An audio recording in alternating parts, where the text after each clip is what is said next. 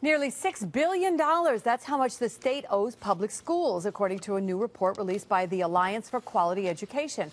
That group and some lawmakers are now calling on the governor to rethink some of his policies on education.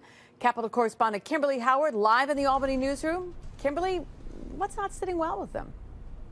Well, Liz, they're not happy with the governor's push for stricter teacher evaluations or the idea that an outside organization could take over some of the state's worst performing schools. They don't want education reform being tied to the budget, but most of all, they want more money, double the amount the governor has said that in an ideal world would be designated for New York schools.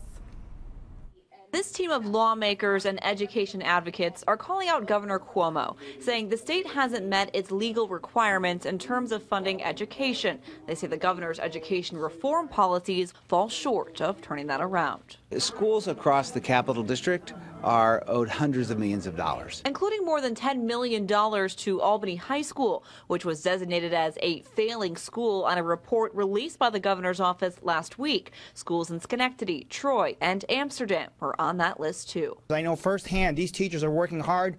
We need to give them the resources to deliver for our children. The report found that statewide schools are owed nearly $6 billion, much of which they say can be recouped by closing tax loopholes and asking the state's wealthiest of the wealthiest to pay a little more. Hedge funds are making some of the biggest windfalls in the history of the American economy, and they're paying lower taxes than most New York small and medium-sized businesses. They could target the absentee owners of luxury Manhattan condominiums, people's fourth and fifth and sixth homes that they're investing in like Swiss bank accounts.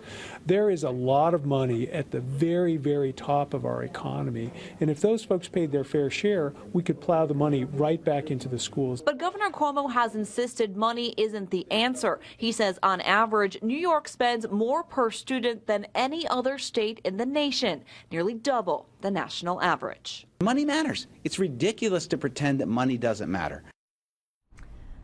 Now, along with their report, this group also launched a website where you can find out exactly how much the state owes your school. We have a link to that on CBS6Albany.com. Just click on web links. Live in the Albany newsroom, Kimberly Howard, CBS 6 News.